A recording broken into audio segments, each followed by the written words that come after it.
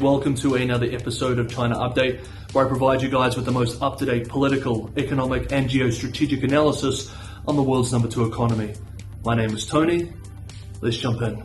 Happy Saturday, everybody. I hope you're all enjoying your weekend. Let's try and keep this episode a little bit shorter, so then there's not too much to consume and we can enjoy our weekends.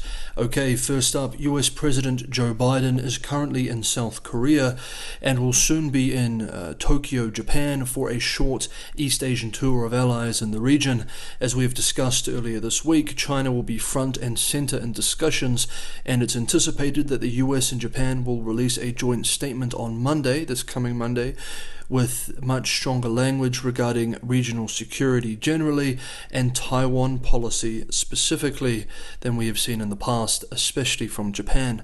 On Monday too, Biden is expected to release an Indo-Pacific economic framework, and we will discuss this then as well. Now, with this context and looking forward to the Japan visit, let's look back over this week at developments in US-China interactions regarding Taiwan policy. On Wednesday, US National Security Advisor Jake Sullivan spoke with Politburo member and director of the Office of the Foreign Affairs Commission, China's highest diplomat, Yang Jiechi, over the phone. The White House readout was quite short and dry, stating that the two officials, quote, discussed Russia's war against Ukraine and specific issues in US-China relations, end quote.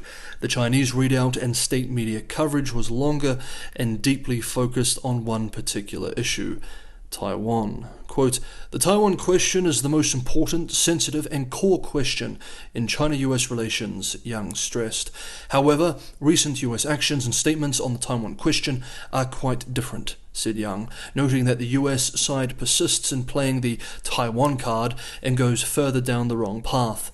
It will surely put the situation in serious jeopardy, end quote. The official coverage of the phone conversation continues to discuss Taiwan for 3 more paragraphs, displaying just how agitated Beijing is over the US moving closer to Taiwan in recent months, before finally dispatching the rest of the meeting in a single line. Quote, they also exchanged views on Ukraine and the situation on the Korean Peninsula and some other international and regional issues, end quote.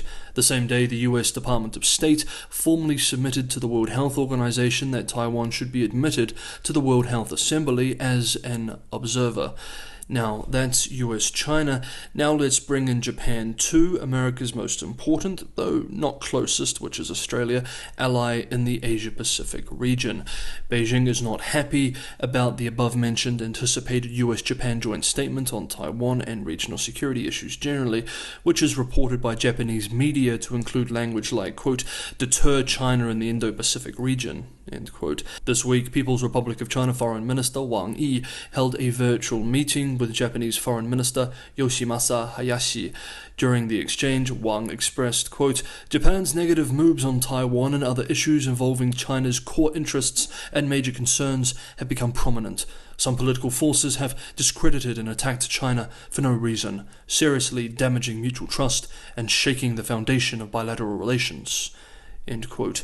In the next videos on Monday and Tuesday, we will be discussing this critical Asian tour, Biden's Asian tour to South Korea and Japan, and what it means for Asia-Pacific affairs going forward, particularly in relation to China.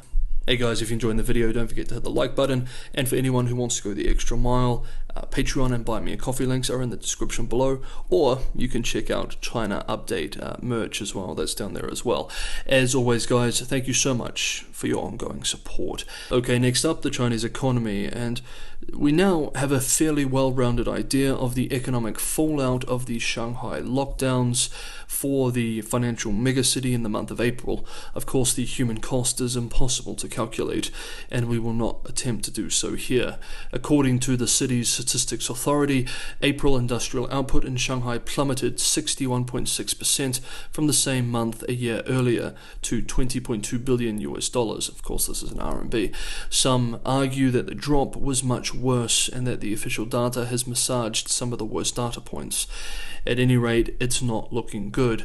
We remember that some factories continued operating during the lockdown through so-called closed-loop management.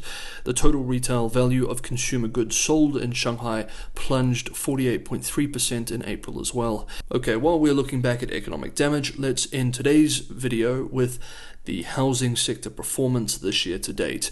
According to fresh official data from the National Bureau of Statistics, China's real estate industry continued its slump, with investment in property development falling 2.7% in the first 4 months of the year.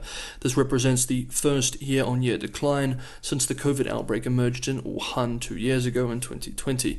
Investment fell 3.3% during this 4-month period in 2020. When we look at the data more closely, we can see that the slowdown mainly reflected a drop in land acquisitions, or the purchase of the right to build on land.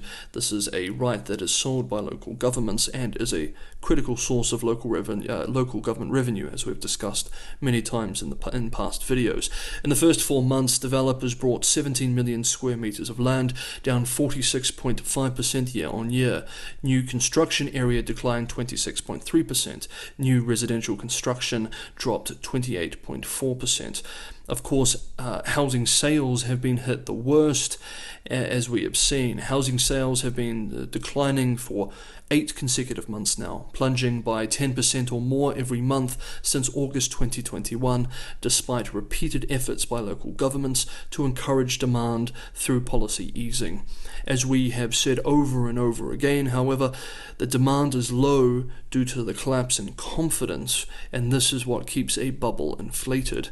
Indeed, in a note from the Guangdong Urban and Rural Planning and Design Institute this week, the institute observed, quote, "The condition of the property market is not a matter of policy easing, but of a decline of people's expectations and confidence," end quote. This is very much similar to the observation we quoted from Professor Michael Pettis of Peking University earlier this week.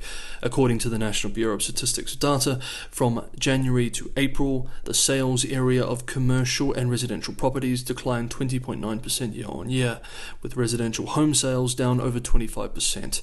In terms of value, the hit has been the hardest. We remember that according to data released by consultancy China Real Estate Information Corp, in March, contracted sales by the 100 largest property developers plummeted 52.7%, and this was before lockdowns. Of course, this massive collapse in sales is putting even more pressure on the dozens of developers that are facing liquidity crises this year, as they face both a regulatory crackdown on one side, as well as a complete collapse in both household and investor confidence on the other.